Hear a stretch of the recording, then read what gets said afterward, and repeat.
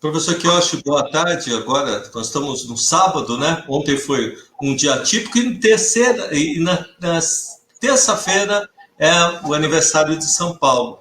O senhor está bem? Tudo bem, Walter?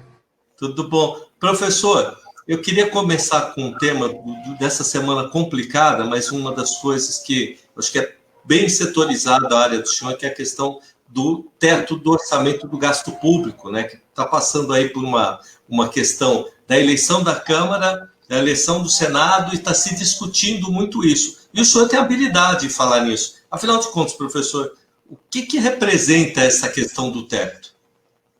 Bom, essa PEC do teto de gasto público foi aprovado na gestão do presidente Michel Temer. Foi para conter o crescimento da dívida pública, né? Para equilibrar os orçamentos. E agora não cumpriu o seu papel de efetivamente reduzir a despesa pública. A despesa pública foi crescendo. É claro que você poderá argumentar que se não fosse esse teto do gasto, teria crescido mais ainda. É possível. Mas agora está se discutindo muito em furar esse teto em função da necessidade de atendimento social, reativar o programa emergencial de auxílio aos vulneráveis, que são 40 milhões de brasileiros que vivem abaixo da linha de miséria, que durante até dezembro deste ano, do ano passado, foram sustentados com uma ajuda financeira da União, que começou com R$ 600, depois, nos 2 últimos meses, reduzido para 300. E cessou abruptamente. Então, aqueles 40 milhões de brasileiros voltaram no mar da amargura. Então, eu acho razoável a sensibilidade que têm os deputados e senadores de procurar superar esse teto de gastos e reabrir o programa emergencial de auxílio aos vulneráveis. Mesmo porque esse auxílio de 40 milhões de brasileiros, eu tenho certeza, não sou economista, mas eu tenho certeza de que contribuiu para o reaquecimento da economia, porque são 40 milhões que passaram a consumir produtos que antes não estavam consumindo. E a intensidade do consumo, evidentemente, implica o reaquecimento da economia.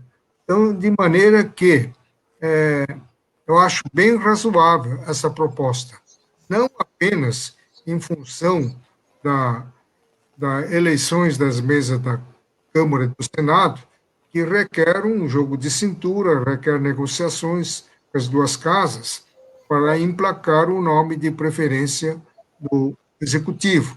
Não é? Isso requer liberações de emendas parlamentares, não é?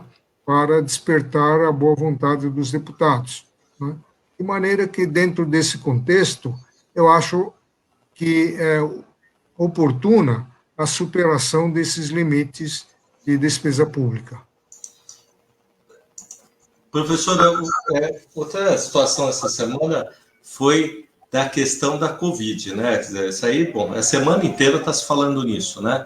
E uma das dúvidas que a gente faz, eu vi esse final de semana, é assim, agora, no sábado, exatamente uma meia hora atrás, foi aprovado agora a chegada de 2 milhões de doses da Oxford, né? E está se brigando com a questão do insumo da China. É uma atrapalhada que eu não consigo entender, porque eu li numa outra reportagem que o insumo é tanto da Oxford como da Coronavac ou AstraZeneca, tudo do mesmo lugar. Então, assim, o governo está indo atrás. O governador vai atrás, o presidente vai atrás, todo mundo quer sair na foto. Afinal de contas, quem é que tem que ir atrás da vacina, doutor Kiyoshi? Faltou coordenação, faltou pulso firme do presidente Bolsonaro, que ele que devia estar no comando de todas essas operações de importação da vacina e dos insumos. Acontece que os filhos dele atrapalham muito, começam a atacar a China, justamente o país que detém o know-how para a produção de um e de outro produto. Não é? Nós estamos na dependência deles. O ministro de Relações Exteriores também não contribuiu muito para apaziguar os ânimos, né? Vira e mexe, os filhos do presidente insultavam a China, e o embaixador chinês vinha a público reclamar do posicionamento brasileiro. Isso é muito ruim, e por isso que isso atrasou a vinda da vacina. Então, e também foi muito mal planejado. Resolveu fazer guia de importação depois que você definiu o calendário de vacinação, foi muito em cima. Então, num daqueles programas, eu tinha falado para você, Walter, vai há algum imprevisto e a vacina não chega a tempo para começar no dia. Não deu outra. Um dia depois da entrevista, a Índia declarou que estava começando a campanha nacional de vacinação deles e que não podia disponibilizar a vacina para o Brasil. E essa vacina chegou poucos dias, aí o ministro foi lá para Guarulhos receber essa vacina foi transposta lá para o Rio de Janeiro, ele acompanhou, foi lá ver a vacina lá também, entendeu? Quer dizer, depois que a coisa dá certo, várias personalidades estão entrando em cena para aparecer na mídia, né? É verdade. Agora eu estou ouvindo dizer que o governador de São Paulo vai estar em linha direta com China para agilizar a vinda dos insumos para a fabricação da vacina de Oxford, é o tal de IFA, né? Que é importada da China. Até parece que o Brasil não tem mais o chefe de Estado, né? Daqui a pouco vai ser o prefeito em linha direta com a China, daqui a pouco um repórter da Globo vai falar com a China, entendeu? Então, virou uma confusão dos diabos. Isso daqui é uma federação, mas, acima de tudo, nas relações internacionais, quem representa o Brasil é o chefe do Estado, é o presidente da República, que, ao mesmo tempo, é chefe de Estado e chefe do Poder Executivo da União. Não pode confundir essas coisas. Então, por questões políticas, governadores, prefeitos e outras autoridades estão botando manguinha de fora, não é? Isso atrapalha.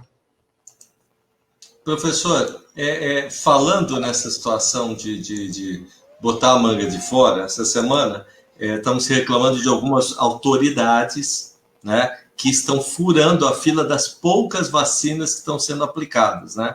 No caso de secretários de cidades do interior, gente aí que está dentro do governo, aí se fala em probidade, enfim, eu não consigo entender. A vacina não chegou, mas o pessoal já está reclamando, e até se falou outra coisa, estão procurando o dinheiro que foi colocado também nos hospitais de base do Rio de Janeiro, que diz que os hospitais para a questão dos leitos Covid, que diz que também sumiu. É um emaranhado de coisa, né? Um emaranhado de corrupção que a gente não entende direito. Mas a pergunta para o senhor se o sujeito toma a vacina antes, ele está prevaricando, ele está cometendo crime, ou é só uma questão moral, doutor Quioche? É uma questão moral. Existe uma regra, que não é lei, mas uma regra definida pelo Ministério da Saúde, dando prioridade para o pessoal da saúde, os indígenas, quilombolas, depois os idosos, é? Assim por diante, depois a população em geral. Agora, furar a fila é uma quebra de conduta ética, isso é uma imoralidade, não é? Isso é uma atitude antiética, está acontecendo isso, mas por ação de políticos e também de empresários. Lá em Manaus, eu fiquei sabendo que um dos postos de vacinação fica numa sede de uma empresa particular, entendeu? Aí o empresário já aproveitou e vacinou as duas filhas. Não é? Verdade. O deputado meteu lá o seu filho. Agora, todas as autoridades, porque um é secretário de Estado, o outro é secretário de Estado do município, secretário de Saúde do município, e estão vacinando na frente, dando aquela desculpa esfarrapada, que eles têm que fazer uma inspeção nos hospitais e ter contato com os doentes, então ele precisa se vacinar por causa do exercício da profissão. Não é bem isso, não. Não tem que o secretário da saúde municipal do Estado ter contato direto com pessoa contaminada de coronavírus. Né? Ele pode monitorar de outra forma, né? Não precisa abraçar a pessoa para fazer a inspeção. Né? Isso é conversa furada. É a falta de ética, né? É um problema cultural. Você vê na Inglaterra, a rainha Elizabeth II e o seu marido, o príncipe Philips, estão chegando à beira de 100 anos, 96, 98 anos. E quando é que foram vacinados? Bem depois que uma parcela ponderável da população inglesa já tinha sido vacinada. Esse é o exemplo que o brasileiro devia seguir, entendeu? Agora, aqui não. Eu tenho a impressão, isso nós estamos sabendo por aquilo que a imprensa conseguiu filtrar, e aquilo que a imprensa não conseguiu descobrir. Eu tenho certeza que as autoridades que falavam que a vacina é bobagem, que não precisa vacinar, devem ter sido os primeiros a terem a vacina, entendeu? Não, fala uma coisa e faz outra. Entendeu? Professor, nós tem tanta coisa para conversar com o senhor. O senhor falou de Manaus. Manaus é um exemplo à parte de tudo que está acontecendo, né? Quer dizer, a gente está andando com a vacina do lado, Manaus está sem respirador. A gente conversou isso até está sendo recorrente a nossa conversa, mas piorou de novo, né? Como é que lida com essas situações, Tokioshi? Porque tem que investir ali, investe em vacina, Manaus está ruim, aí o governador fala que é um problema que a nacionalidade precisa tomar conta, o ente federativo. Manaus é uma incógnita em tudo isso. Exemplo para os outros países estarem falando até, né? O Ministério da Saúde está já mandando os insumos lá para Manaus. Agora, não dá para atender a população toda lá, porque esses 6 milhões de vacina que o Butantan mandou foi redistribuído para o Brasil inteiro e não vai ser suficiente nem para consumar a vacinação da primeira etapa, né? Então, eu estava contando com a vacina do Oxford, talvez amanhã já esteja a caminho lá de Manaus, para minimizar um pouco esse assunto. Mas Manaus foi um foco de incêndio em termos de manifestação contra o presidente Bolsonaro. E o pedido de impeachment está multiplicando em função disso daí. Agora, o Planalto está montando uma estratégia para diminuir o desgaste da sua imagem. E aquilo que você falou, que o sumiço do dinheiro da Covid-19 lá no Rio, então o Planalto está aproveitando esses episódios para montar uma campanha para melhoria do desempenho do presidente Bolsonaro. Centrado numa tese de que o governo federal mandou a tempo os recursos financeiros necessários para os estados e municípios, mas estes, não está dizendo que esses passaram mão, mas no sentido de que estes não atuaram com a devida eficiência.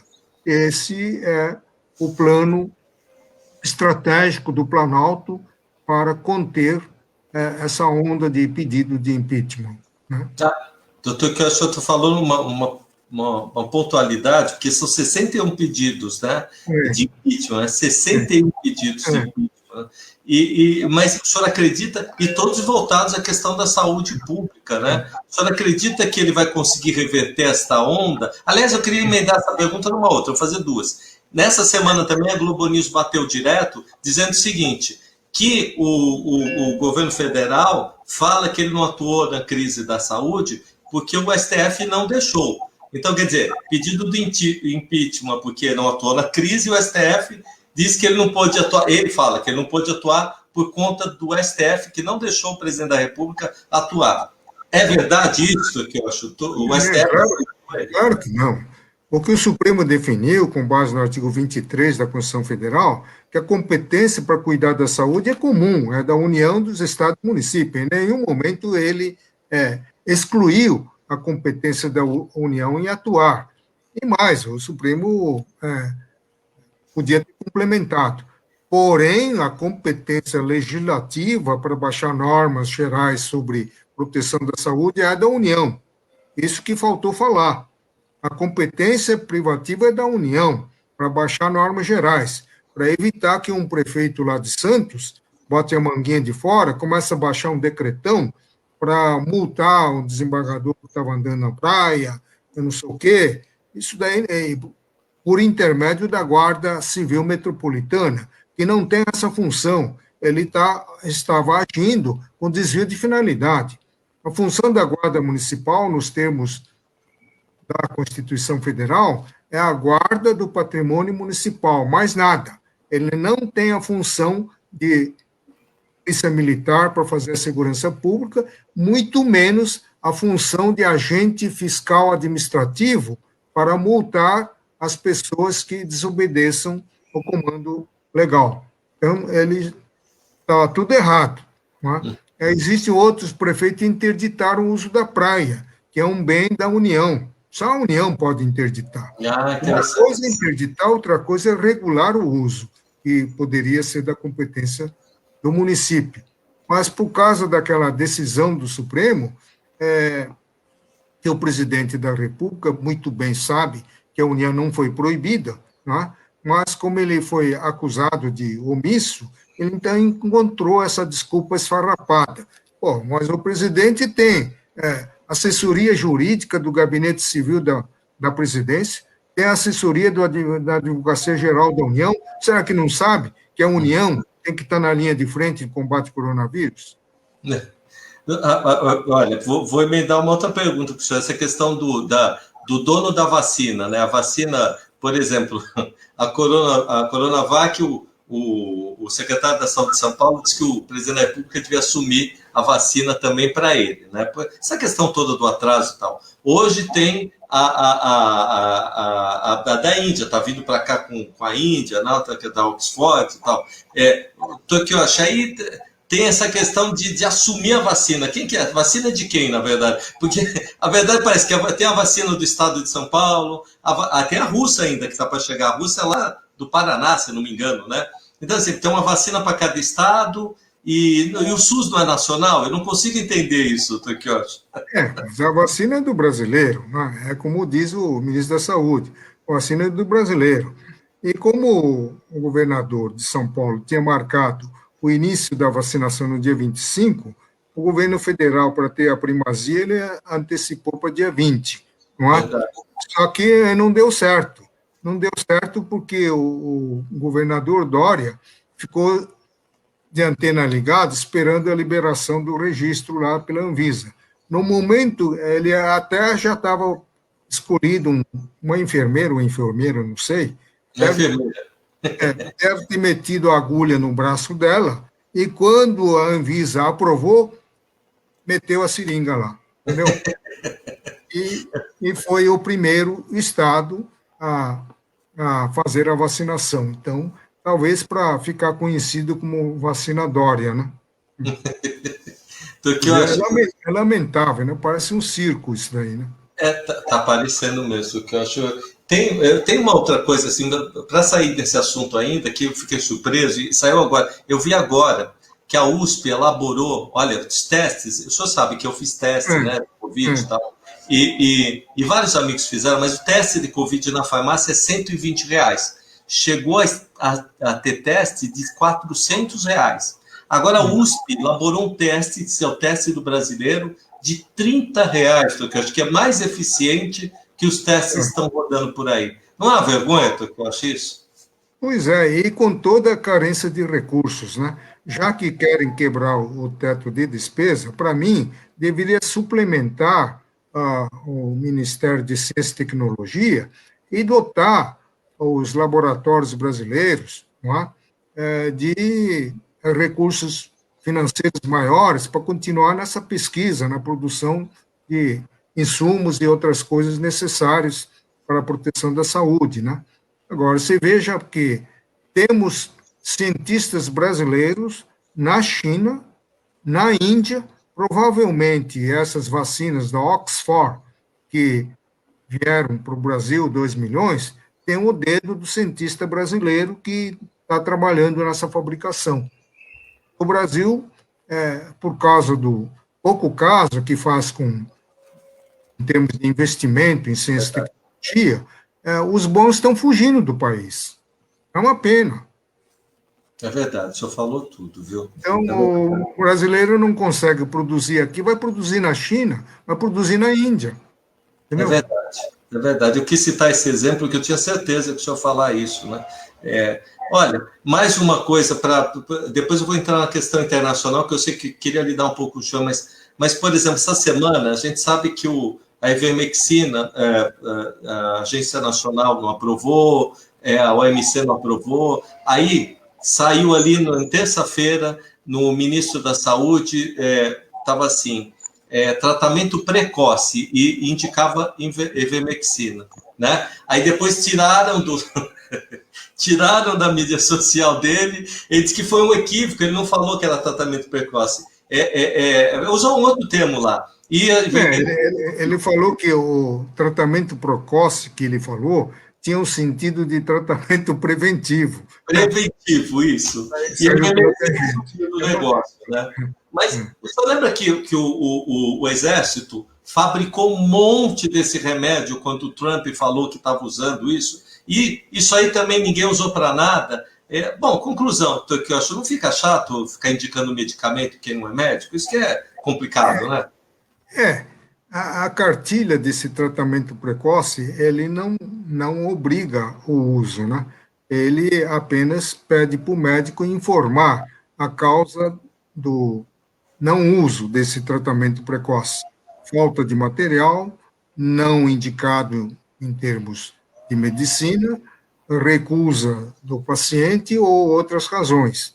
Né? Mas não deixa de ser uma forma de induzir o uso desses medicamentos não comprovados cientificamente quanto à sua eficiência. Né? Agora, eu tenho amigos militares, todos eles estão usando. Todos eles estão usando.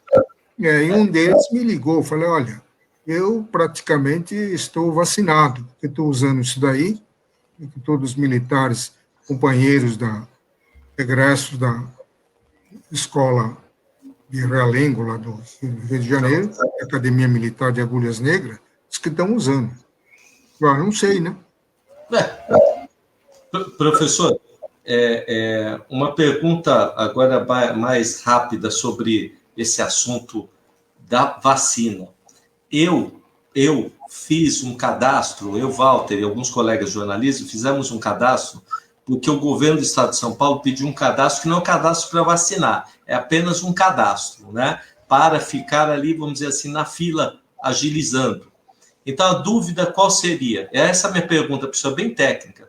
Se o SUS que faz a vacinação, eu faço o cadastro, são os estados que aplicam os municípios, está certo fazer os cadastros? Ou eu só vou lá no dia que falar, vai vacinar, e eu vou lá, me vacina aqui que abriram a vacinação, né? Está certo a gente se pré-cadastrar para isso? Ou não tem? O cadastro não é obrigatório. Chegou sua vez, de uma forma ou de outra, você vai ser vacinado. O cadastro é uma forma de você colaborar com as autoridades sanitárias, com as pessoas que estão fazendo a vacina, para acelerar o andamento do serviço. Porque se você não fez o pré-cadastro, chega lá, a pessoa que vai te atender vai ter que pegar o seu RG, vai ter que anotar o nome, o CPF, e vai ter que fazer uma fichinha lá, abrir uma ficha, mesmo porque tem que controlar a segunda dose. Não é? Agora, se você já fez o cadastro, é só dar o nome CPF e o sistema vai encontrar já a sua ficha. Então, é só para facilitar. Foi uma dúvida que a imprensa bateu até dizer chega também. Eu vou sair agora, né, dessa questão, porque eu sei que tem bastante coisa para falar, que eu acho. E lockdown, São Paulo e alguns outros estados. Lockdown não é total, né? Estamos estreitando, passando para outra fase. Aí fala da questão econômica, tudo outra vez, né? Barra reclamando, e já tem gente dizendo que o garçom vai morrer de fome, que a família... Tem necessidade, a economia vai morrer porque está passando 7, 20 dias, ou não teria outro jeito? O que o senhor acha disso? Eu acho difícil você equilibrar as duas coisas, estabilizar a propagação do vírus, da Covid, e também fazer a economia deslanchar. Isso é difícil, né? Se você decreta lockdown, ainda que não na sua totalidade, é evidente que vai haver uma retração da economia. São menos pessoas trabalhando, produzindo, não é? E ainda corre o risco de aumentar o desemprego, né? Tem muita gente aí que não pode aguentar uma segunda etapa de lockdown, É. não é? Quem já ficou 90 dias pagando empregado, sem produção, vai ter que parar outra vez, ele pode acabar fechando a empresa de vez ou diminuir drasticamente o quadro de empregados. E aí são outros tantos que vão parar no mar da amargura, entendeu? Então, isso daí precisa ser estudado com muita calma, muita reflexão, tem que vir acompanhado de um programa tipo emergencial de manutenção do emprego e da renda, não é?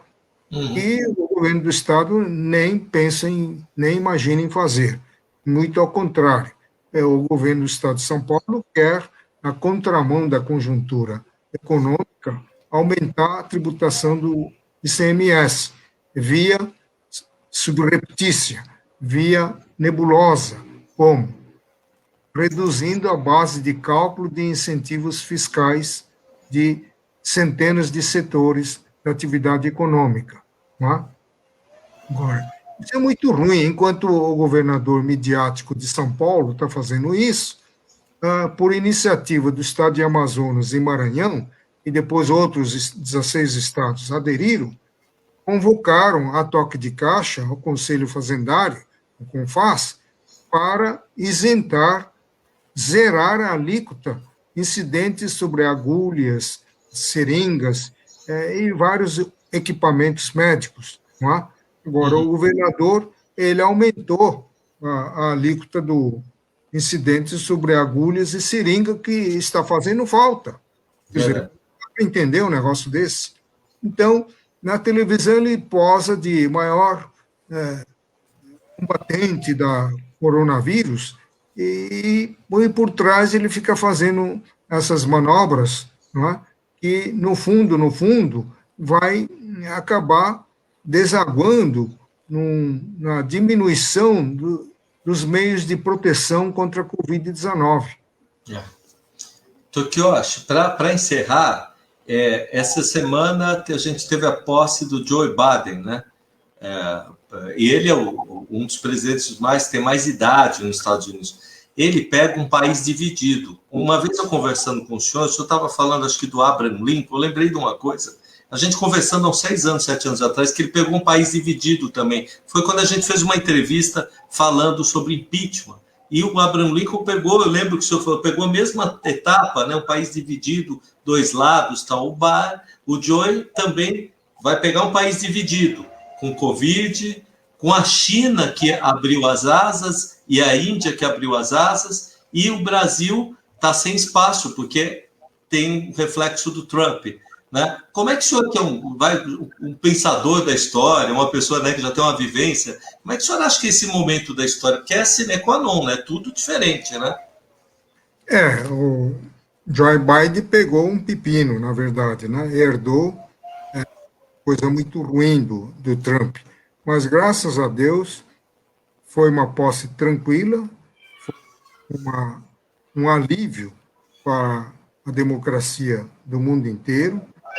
Houve uma mobilização de 20 mil pessoas, 20 mil soldados da Guarda Nacional para garantir a segurança. Mas, felizmente, tudo transcorreu em paz.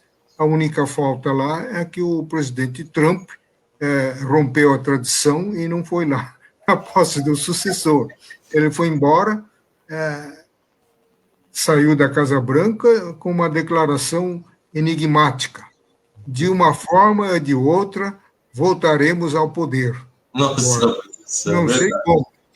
se é na reeleição ou se é ainda no curso deste ano, entendeu? Quer dizer, o homem é desastrado. Agora o radicalismo dele, em certo ponto, ajudou o Joe Biden. Por quê?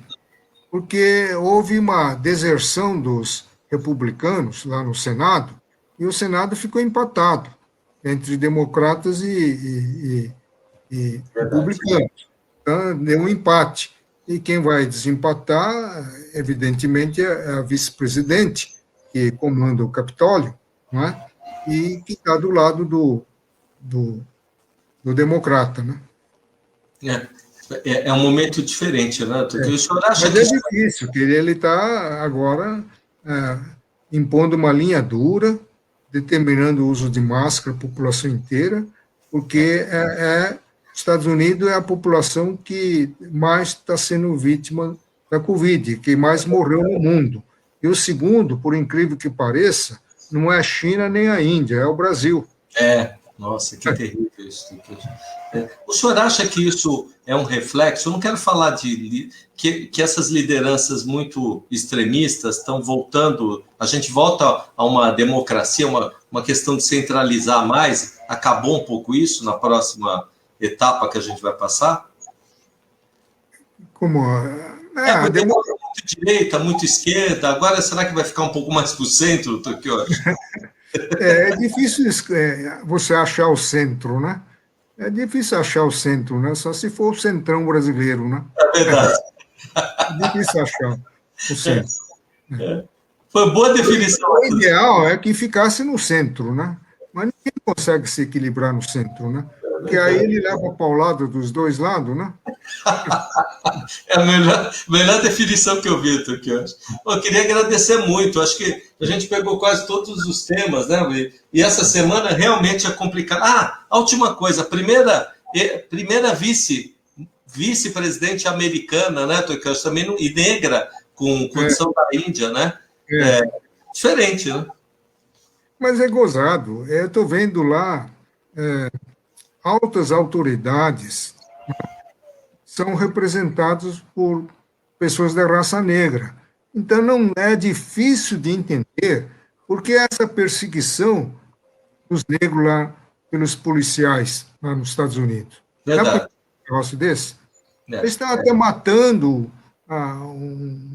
a pessoa já dominada. É verdade, é verdade. O senhor tem razão.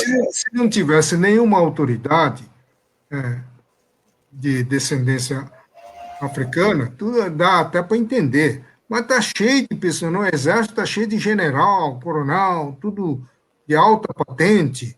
Agora, nas secretarias que correspondem ao ministério aqui no Brasil, também existem negros, não é? E agora, a vice-presidente, aliás, já tivemos um presidente negro, não é? Sim, verdade também, né? Nem por isso a perseguição dos negros lá nos Estados Unidos atenuou. É verdade, você tem razão. É um fenômeno esquisito, né? Que está na hora de algum sociólogo, algum cientista político a estudar esse fenômeno, né? Então, que eu acho, de novo, você tem razão. Olha, eu queria agradecer muito. O senhor sabe que esse sábado rendeu, viu? A gente teve vários assuntos, né? Mas a semana acho que vai transcorrer a mesma coisa. Covid, questão do Amazonas. Queria agradecer muito por dar o horário do senhor no sábado para a gente aqui. Tá bom. Pena que o Instagram aqui não deu certo, né?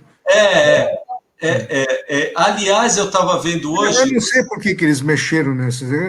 Agora, você precisa atualizar. Por que tem que ficar toda hora atualizando aí, né? Pois é. Hoje também queria fazer uma reclamação ao vivo. O Facebook também pediu para atualizar, as plataformas estão unindo, né? E a gente não consegue... Tem outras coisas, por exemplo, botar algum assunto, eles não deixam a gente publicar. Quer dizer, também é censura, né? E eu tenho medo de atualizar, porque eu recebi um aviso aqui, eu não consegui entrar nas contas bancárias, aí apareceu, aí precisa atualizar. Aí sumiu o meu iToken, aí não conseguia mais nem visualizar minha conta. Não, o senhor está coberto de razão. Esse negócio de atualizar aí do Santander levou 2 meses. Eu tive que requisitar um cartão novo, específico, e tive que ir na agência física, no caixa, para desbloquear o iTalk, entendeu? Tudo isso porque eu fui atualizar. E atualizei porque me mandaram atualizar. É verdade. Então aqui, ó, o senhor está certíssimo também. A gente não pode, ó, atualizar nada, viu? Principalmente banco digital, viu? Complicado. Queria agradecer ao senhor, viu? Tava ótimo. O pessoal está agradecendo aqui, olha, eu vou até passar na telinha aqui o pessoal, só para mostrar aqui que a gente teve uma audiência ali, ó. Quero agradecer, que eu acho e vamos ver se, não sei se sexta ou sábado, mas acho que sábado a gente tinha que voltar no Instagram, se o senhor se a gente conseguir atualizar o Instagram. Até lá eu dou um jeito. Obrigado, Tokyoshi. Até a próxima semana. Tchau. Um abraço.